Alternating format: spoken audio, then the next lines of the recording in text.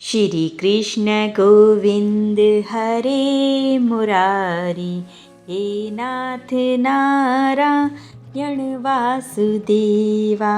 श्री कृष्ण गोविंद हरे मुरारी, हे नाथ नारायण वासुदेवा। पितु मात स्वामी सखा हमारे, पितु मात स्वामी सखा हमारे, हे नाथ नारायण वासुदेवा।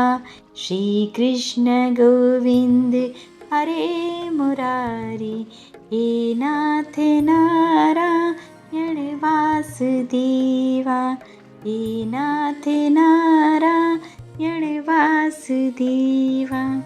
प्रिय भक्तगणों, आप सभी को रमा एकादशी की हार्दिक शुभकामनाएं।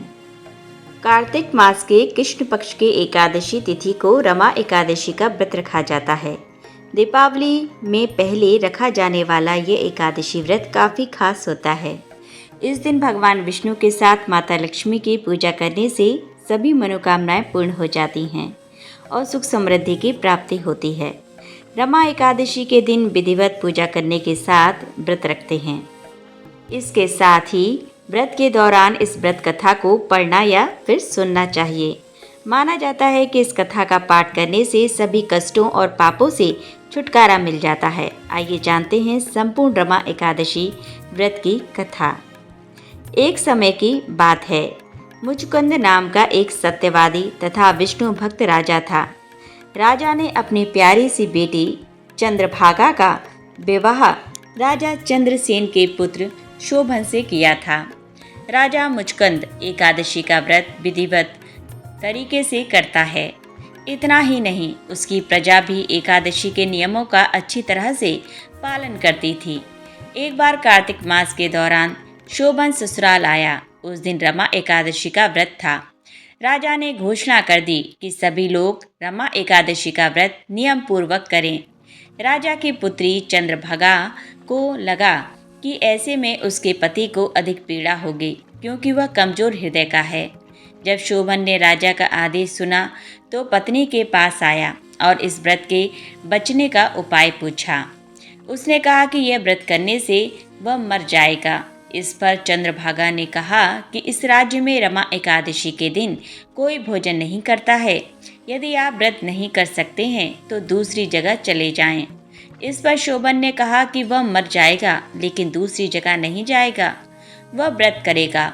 उसने रमा एकादशी का व्रत किया, लेकिन भूख से उसका बुरा हाल हो गया था। रमा एकादशी की रात्रि के समय जागरण भी था।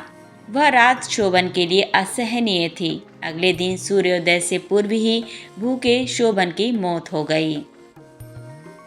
ऐसे में राजा मुचकुंद ने अपने दामाद शोभन का शव को जल प्रवाह कर दिया था और अपनी बेटी को सती न होने का आदेश दिया। उसने बेटी से भगवान विष्णु पर आस्था रखने को कहा। पिता की आज्ञा मानकर बेटी ने व्रत को पूरा किया। उधर रमा एकादशी व्रत के प्रभाव से शोभन जीवित हो गया और उसे विष्णु कृपा से मद्राचल पर्वत पर देवपुर नामक उत्तम नगर मिला। राजा शोभन के राज्य में स्वर्ण, मणियों, आभूषणों की कोई कमी न थी। एक दिन राजा मुचकुंद के नगर का एक ब्राह्मण तीर्थ यात्रा करते हुए शोभन के नगर में पहुंचा, जहां उसने राजा शोभन से मुलाकात की। राजा ने अपनी पत्नी चंद्रभागा तथा ससुर मुचकुंद के बारे में पूछा। ब्राह्मण ने कहा कि वे सभी कुशल हैं। आप बताएं, रमा एकादशी का व्रत करने के कारण आपकी मृत्यु हो गई थी। अपने बारे में बताएं, फिर आपको इतना सुंदर नगर कैसे प्राप्त हुआ? तब शोभन ने कहा कि यह सब रमा एकादशी व्रत का फल है, लेकिन यह अस्थिर है, क्योंकि वह व्रत विवशता में किया गया था, जिस कारण अस्थिर नगर मिला, लेकिन चंद्रभागा इसे स्थिर कर सकती है। उस ब्राह्मण ने सारी बातें चंद्रभागा से कही। तभी चंद्रभागा ने कहा कि यह स्वप्न तो नहीं। ब्राह्मण ने कहा कि नहीं, वह प्रत्यक्ष तौर पर देख कर आया है। उसने चंद्रभागा से कहा कि तुम कुछ ऐसा उपाय करो जिससे वह नगर स्थिर हो जाए। तब चंद्रभागा ने उसे देवनगर में जाने को कहा। उसने कहा कि वह अपने पति को देखेगी और अपने व्रत के प्रभाव से उस नगर को स्थिर कर देगी। तब ब्राह्मण उसे मद्राचल पर्वत पर वामदेव के पास ले गया। वामदेव ने उसकी कथा सुनकर उसे मंत्रों से अभिषेक किया। फिर चंद्रभागा ने व्रत के प्रभाव से दिव्य देह धारण किया और शोभन के पास गई। शोभन ने उसे सिंहासन पर अपने पास बैठाया। फिर चंद्रभागा ने पति को अपने पुण्य के बारे में सुनाया।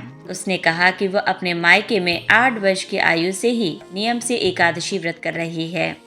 उस व्रत के प्रभाव से यह नगर स्थिर हो जाएगा तथा यह प्रलय के अंत तक स्थिर रहेगा। दिव्य देह धारण कर चंद्रभागा अपने पति शोभन के साथ उस नगर में सुखपूर्वक रहने लगी। ओम नमो भगवते वासुदेवाय नमः। प्रिय भक्तगणों, अब हम यहाँ श्रवण करेंगे विष्णु भगवान की कथाएं। यहाँ शिव और विष्णु के बारे में पौराणिक कथाओं से 3 दिलचस्प कहानियाँ पेश हैं। जब शिव का घर विष्णु ने ले लिया, जब विष्णु ने शिव को मुश्किल से बचाया और अंत में विष्णु की शिव भक्ति की दिल को छू लेने वाली कहानी। क्या आप बद्रीनाथ की कहानी जानते हैं?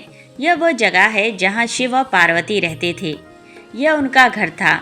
एक दिन नारायण यानी विष्णु के पास नारद गए और बोले, आप मानवता के लिए एक खराब मिसाल हैं। आप हर समय शेषनाग के ऊपर लेटे रहते हैं। आपकी पत्नी लक्ष्मी हमेशा आपकी सेवा में लगी रहती हैं और आपको लाड़ करती रहती हैं। इस ग्रह के अन्य प्राणियों के लिए आप अच्छी मिसाल नहीं बन पा रहे हैं। आपको सृष्टि के सभी जीवों के लिए कुछ अर्थपूर्ण कार्य करना चाहिए। इस आलोचना से बचने और साथ ही अपने उत्थान के लिए विष्णु तप और साधना करने के लिए सही स्थान की तलाश में नीचे हिमालय तक आए। वहाँ उन्हें मिला बद्रीनाथ, एक अच्छा सा छोटा सा घर जहाँ सब कुछ वैसा ही था जैसा उन्होंने सोचा था। साधना के लिए सबसे आदर्श जगह लगी उन्हें वह उस घर के अंदर गए। घुसते ही उन्हें पता चल गया कि यह तो शिव का निवास है और वह तो बड़े खतरनाक व्यक्ति हैं। अगर उन्हें गुस्सा आ गया तो वह आपका ही नहीं, खुद का भी गला काट सकते हैं। ऐसे में नारायण ने खुद को एक छोटे से बच्चे के रूप में बदल लिया और घर के सामने बैठ गए। उस वक्त शिव और पार्वती बाहर कहीं टहलने गए थे। जब वे घर वापस लौटे तो उन्होंने देखा कि एक छोटा सा बच्चा जोर जोर से रो रहा है। पार्वती को दया आ गई। उन्होंने बच्चे को उठाने की कोशिश की। शिव ने पार्वती को रोकते हुए कहा, इस बच्चे को मत छूना। पार्वती ने कहा, कितने क्रूर हैं आप, कैसे नासमझी की बात कर रहे हैं। मैं तो इस बच्चे को उठाने जा रही हूँ, देखिए तो कैसे रो रहा है। शिव बोले, जो तुम देख रही हो उस पर भरोसा मत करो, मैं कह रहा हूँ ना, इस बच्चे को मत उठाओ।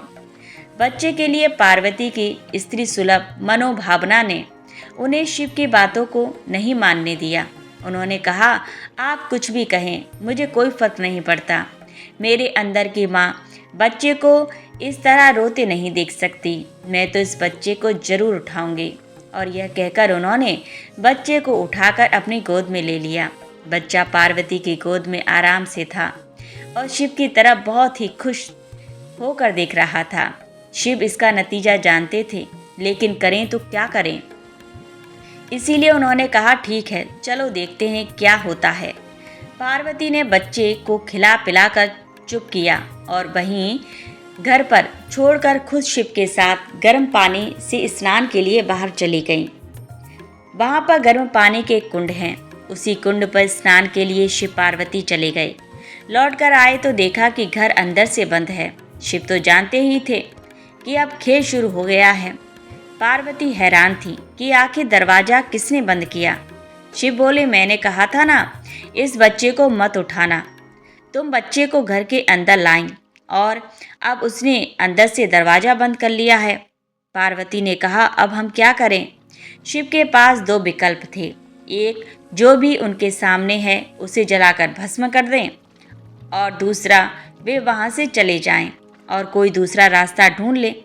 उन्होंने कहा, चलो कहीं और चलते हैं, क्योंकि यह तो तुम्हारा प्यारा बच्चा है, इसीलिए मैं इसे छू भी नहीं सकता।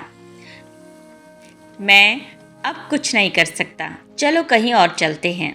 इस तरह शिव और पार्वती को अवैध तरीके से वहां से निष्कासित कर दिया गया। वे दूसरी जगह तलाश करने के लिए पैदल ही निकल पड़े।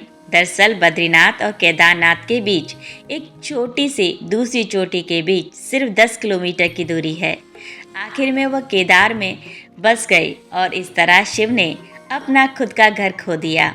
आप पूछ सकते हैं कि क्या वह इस बात को जानते थे?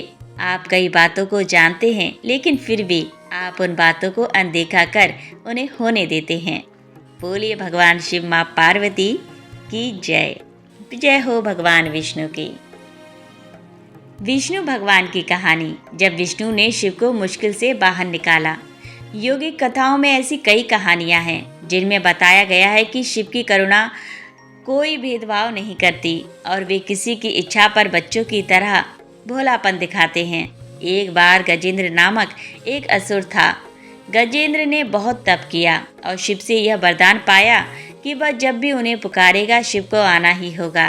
त्रिलोकों के सदा शरारती ऋषि नारद ने देखा कि गजेंद्र हर छोटी छोटी बात के लिए शिव को पुकार लेता था, तो उन्होंने गजेंद्र के साथ एक चाल चली। उन्होंने गजेंद्र से कहा, तुम शिव को बार बार क्यों बुलाते हो? वह तुम्हारी हर पुकार पर आ जाते हैं। क्यों नहीं तुम उनसे कहते कि वह तुम्हारे अंदर आ जाएं और वहीं रहें, जिससे वह हमेशा तुम्हारे अंदर होंगे। गजेंद्र को यह बात अच्छी लगी और फिर उसने शिव की पूजा की। जब शिव उसके सामने प्रकट हुए तो वह बोला, आपको मेरे अंदर रहना होगा, आप कहीं मत जाइए। शिव अपने भोलेपन में एक लिंग के रूप में गजेंद्र में प्रवेश कर गए और वहां रहने लगे। फिर जैसे जैसे समय बीता, पूरा ब्रह्मांड शिव की कमी महसूस कर रहा था। कोई नहीं जानता था कि वह कहाँ है। सभी देव और गण शिव को खोजने लगे। काफी खोजने के बाद जब कोई यह पता नहीं लगा पाया कि वह कहाँ है, तो वे हल ढूंढने के लिए विष्णु के पास गए। विष्णु ने स्थिति देखी और कहा वह गजेंद्र के अंदर हैं। फिर देवों ने उनसे पूछा कि वे शिव को गजेंद्र के अंदर से कैसे निकाल सकते हैं, क्योंकि गजेंद्र शिव को अपने अंदर रखकर अमर हो गया था। हमेशा की तरह विष्णु सही चाल लेकर आए। देवगण शिव भक्तों का रूप धरकर गजेंद्र के राज्य में आए और बहुत भक्ति के साथ शिव का स्तुति गान करने लगे। शिव का महान भक्त होने के कारण गजेंद्र ने इन लोगों को अपने दरबार में आकर गाने और नाचने का न्योता दिया। शिव भक्तों के वेश में देवों का यह दल आया और बहुत भावनाओं के साथ, बहुत भक्ति पूर्वक वे शिव के लिए भक्ति गीत गाने और नाचने लगे। शिव जो गजेंद्र के अंदर बैठे हुए थे, अब खुद को रोक नहीं सकते थे। उन्हें जवाब देना ही था, तो वह गजेंद्र के टुकड़े टुकड़े करके उससे बाहर आ गए। विष्णु की शिव भक्ति। शिव की पूजा देवता और राक्षस, देव और असुर, श्रेष्ठ और अधम दोनों करते हैं। वह हर किसी के लिए महादेव हैं। विष्णु भी उनकी पूजा करते थे। विष्णु की शिव भक्ति को बताने वाली एक बहुत सुंदर कहानी है। एक बार विष्णु ने शिव से वादा किया कि वह शिव को 1008 कमल अर्पित करेंगे। वह कमल के फूलों की तलाश में गए और पूरी दुनिया में खोजने के बाद भी उन्हें सिर्फ 1007 कमल के फूल ही मिले। एक कम था। उन्होंने आकर सब कुछ शिव के सामने रख दिया। शिव ने अपनी आंख नहीं खोली, वह सिर्फ मुस्कुराए, क्योंकि एक कमल कम था। फिर विष्णु ने कहा, मुझे कमल नयन कहा जाता है, जिसका अर्थ है कमल के फूलों की तरह आंखों वाला भगवान। मेरी आंखें किसी कमल की तरह सुंदर हैं, तो मैं अपनी एक आंख अर्पित करता हूँ। और उन्होंने तुरंत अपनी दाहिनी आंख निकालकर लिंग पर रख दी। इस तरह की भेंट से प्रसन्न होकर शिव ने विष्णु को प्रसिद्ध सुदर्शन चक्र दिया। बोलिए भगवान शिव शंकर, माँ पार्वती, भगवान विष्णु की जय। चलिए भक्तों, अब श्रवण करते हैं जब कान्हा बने अपनी भक्त के देवर। सुने निराली कथा। एक लड़की थी जो कृष्ण जी की अनन्य भक्त थी। बचपन से ही कृष्ण भगवान का भजन करती थी, भक्ति करती थी। भक्ति करते करते बड़ी हो गई। भगवान की कृपा से उसका विवाह भी श्री धाम वृंदावन में किसी अच्छे घर में हो गया। विवाह होकर पहली बार वृंदावन गई, पर नई दुल्हन होने से कहीं जा न सकी और मायके चली गई। और वह दिन भी आया जब उसका पति उसे लेने उसके मायके आया। अपने पति के साथ फिर वृंदावन पहुंच गई। पहुंचते पहुंचते उसे शाम हो गई। पति वृंदावन में यमुना किनारे रुककर कहने लगा, देखो शाम का समय है, मैं यमुना जी में स्नान करके अभी आता हूँ।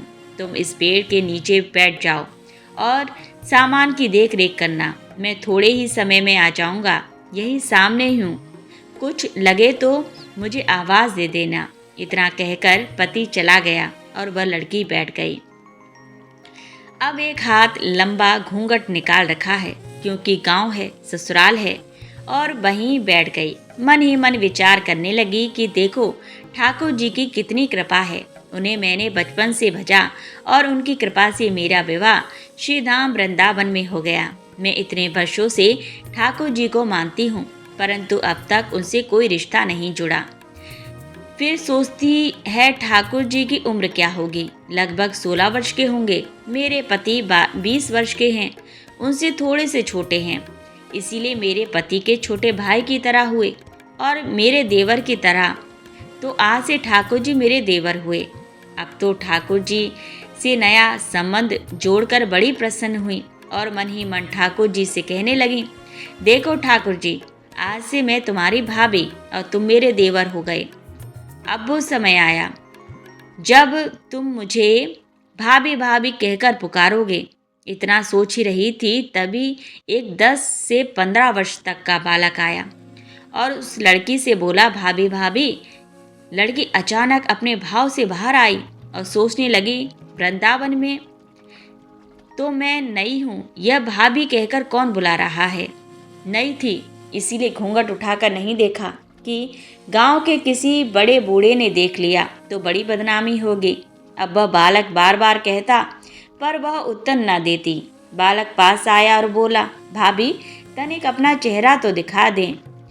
अब वह सोचने लगी, अरे यह बालक तो बड़ी जिद कर रहा है, इसलिए कस के घूंघट पकड़कर बैठ गई कि कहीं घूंघट उठाकर देख न ले। लेकिन उस बालक ने जबरदस्ती घूंघट उठाकर चेहरा देखा और भाग गया। थोड़ी देर में उसका पति आ गया। उसने सारी बात अपने पति से कही। पति ने कहा, तुमने मुझे आवाज़ क्यों नहीं दी।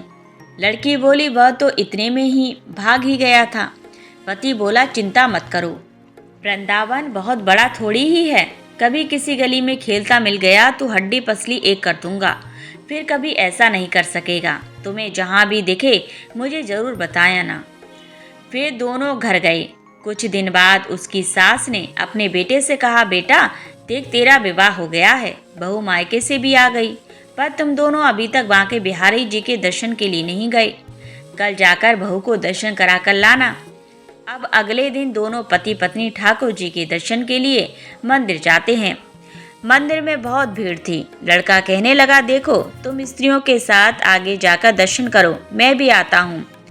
अब वह आगे गई पर घूंघट नहीं उठाती। उसे डर लगता कोई बड़ा बूढ़ा दिखेगा तो कहेगा, नई बहू घूंघट के बिना घूम रही है। बहुत देर हो गई। पीछे से पति ने आकर कहा, अरे बावली, बिहारी जी सामने हैं, घूंघट काहे नाय खोले। घूंघट नाय खोलेगी तो दर्शन कैसे करेगी। अब उसने अपना घूंघट उठाया और जो बांके बिहारी जी की ओर देखा तो बांके बिहारी जी की जगह वही बालक मुस्कुराता हुआ दिखा तो एकदम से चिल्लाने लगी, सुनिए जल्दी आओ जल्दी आओ। पति पीछे से भागा भागा आया, बोला क्या हुआ। लड़की बोली, उस दिन जो मुझे भाभी भाभी कहकर भागा था वह बालक मिल गया। पति ने कहा, कहाँ है, अभी उसे देखता हूँ। तो ठाकुर जी की ओर इशारा करके बोली, ये रहा, आपके सामने ही तो है। उसके पति ने जो देखा तो अबक्का रह गया और बोला, तुम धन्य हो, वास्तव में तुम्हारे हृदय में सच्चा भाव ठाकुर जी के प्रति है।